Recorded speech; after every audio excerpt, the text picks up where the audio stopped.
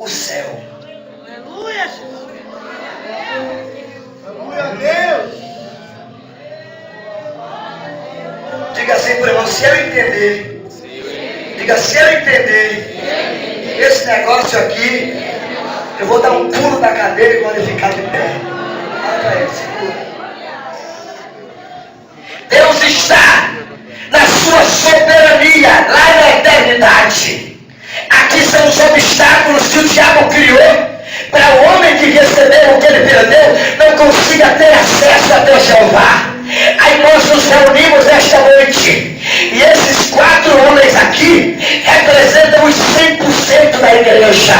Aí o culto começa, aí vai 25% da igreja tenta passar a sua adoração para chegar até Jeová e não consegue. O céu parece de bronze. Por quê?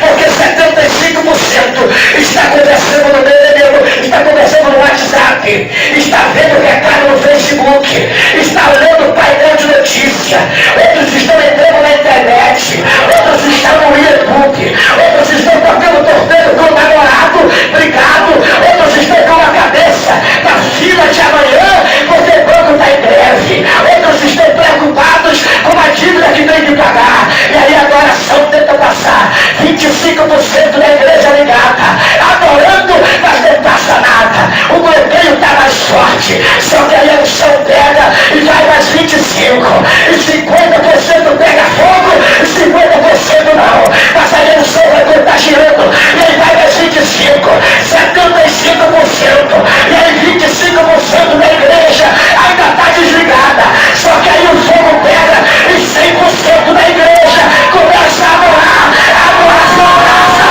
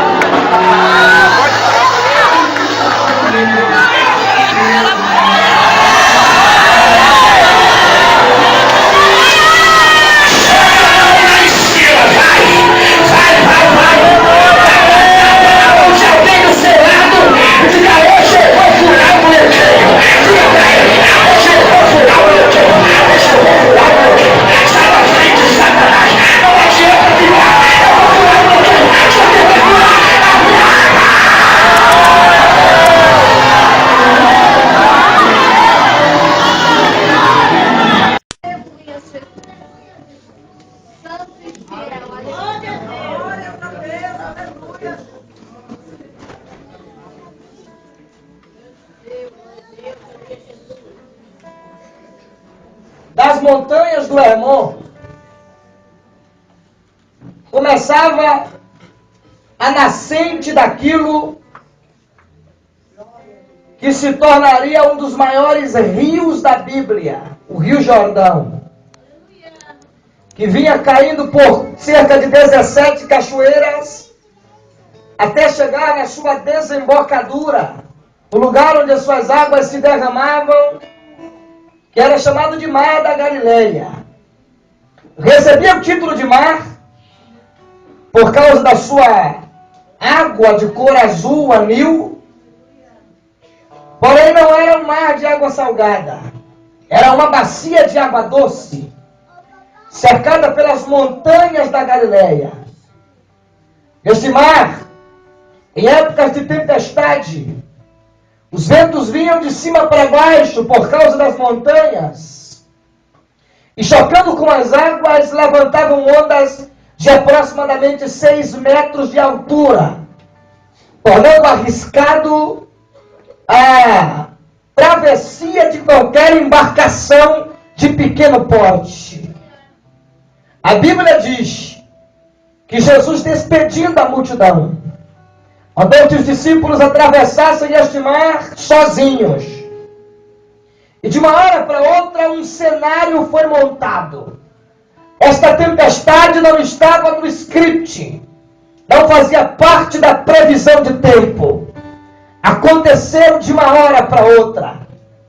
Vejam que Jesus não precisa acalmar essa tempestade aqui.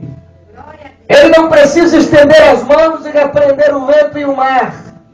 A Bíblia simplesmente diz que quando eles subiram para o barco, cessou a lição. O vento se acalmou sozinho.